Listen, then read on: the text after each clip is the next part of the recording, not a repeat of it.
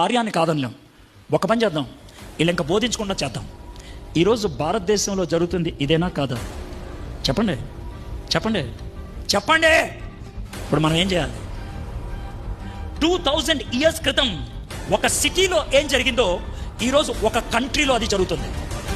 2000 years క్రితం ఇద్దరు నిలబడ్డారు, ఈరోజు మీలో ఎంతమంది నిలబడతారు? ఈరోజు మనం కూడా చెప్పేది అదే. రైట్, మత మార్పిడి చేస్తున్నారా మీరు?